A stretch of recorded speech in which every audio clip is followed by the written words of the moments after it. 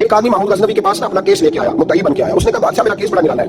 بادشاہ سلام نے کہا وہ کس طرح؟ کہنے لگا یہ میرے پاس ایک تھیلی ہے، میں نہ سفر پہ جانے لگا تو یہ تھیلی پوری ہیروں کی بھری ہوئی. فلاں علاقے کے جو قاضی صاحب ہے نا، میں جاتی دفعہ یہ میں سفر پہ جا رہا تھا تو میں ان کے پاس چھوڑ گیا کہ رستہ لمبا ہے کہیں کو مجھ سے چھین نہ لے، ہیروں کی بھری ہوئی. کچھ دنوں کے بعد میں واپس آیا ہوں، قاضی صاحب نے مجھے تھیلی واپس کی ہے تو اس میں ہیروں کی بجائے کھوٹے سکے نکلے. اب میں نے قاضی صاحب سے کہا تو قاضی صاحب تو میرے گریبان تک آتے ہیں، وہ کہتے ہیں بتا کہیں سے پھٹی ہے کھلی ہے؟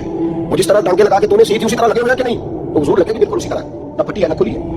اب میں لٹ گیا ہوں، میری کل عمر کی کمائی ضائع ہو گئی، کھوٹے سکے کہاں اور ہیرے کہاں؟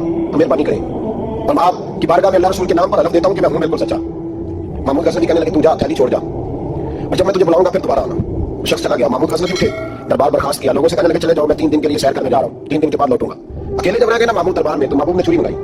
اور جس تخت پہ بیٹھتے تھے وہاں گدا بچھا ہوا تھا، یہ گدا پڑا نا وہ گدا بچھا ہوا تھا. محمود نے چھری کے ساتھ اس کو پھاڑ ڈالا اور چھری جیب میں رکھی نکل گئے. کہنے لگے میرے بعد کو میرے دربار والے کے ہاتھ میں داخل نہ ہو. محمود چلے گئے. اب وہ صفائی کرنے والا جب آیا نا، اس نے آ کے دیکھا تو گدا تو پھٹا ہوا ہے. اس نے شور ڈال دیا، پہریدار بھی آ گئے، فلاں صاحب بھی آ گئے، فلاں صاحب. اس نے کہا وہ خدا کے بندو اس کا گدا پھٹ گیا، وہ تو مار ڈالے گا.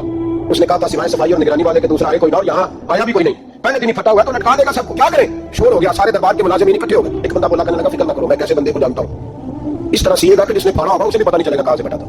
ایسا بہترین رفو کرے گا کہ پتہ نہیں. اس نے کہا یار ہم سارے ایک مہینے کی تنخواہ دیتے ہیں، تو بندہ بلا. وہ بلا لیا، اس کو اس کا نام محمد رفو کرتا. وہ آیا، اس کو گدا دکھایا، یار اس طرح سینہ پتہ نہ چلے. اس نے کہا فکر ہی نہ کرو، میں بڑا کاریگر ہوں. بڑے بڑے کاریگر لوگ نہیں ہمارے ملک میں پائے جاتے، کوئی نشان چھوڑتے ہیں پیچھے بڑے. احمد رفو کہنے لگا اس طرح سیوں گا کہ پھاڑنے والے کو بھی پتہ نہیں ہوگا، پیسے لے یار کو سی دے. اس نے سیدھی اگلے شام لا کے بچھا دیا گدا. تیسرے دن بادشاہ سلامت آئے، آ کے پہلی نظر گدے پہ ڈالی. اس نے بلایا سب ملازمین کو، کہا کس نے سیا؟ کہا جناب کیا ہوا؟ کہا یہ پھٹا ہوا تھا. کس نے کہا نہیں پھٹے نہیں. وہ کہنے لگے بنو بات میں خود پھاڑ کے گیا تھا، تو بتاؤ صحیح سیا کس نے؟ کہا جناب آپ پھاڑ کے گئے تھے تو بتایا کیوں نہیں؟ فرمانے لگے اسی لیے تو بتایا نہیں تھا کہ تم خود تحقیق کر لو. بلاؤ بتاؤ سیا کس نے؟ بلا لیا. احمد رفو کر آ گیا.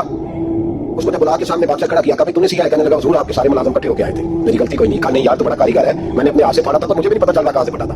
اچھا یہ بتائیے تھیلی جو ہے یہ بھی تو نے سی تھی؟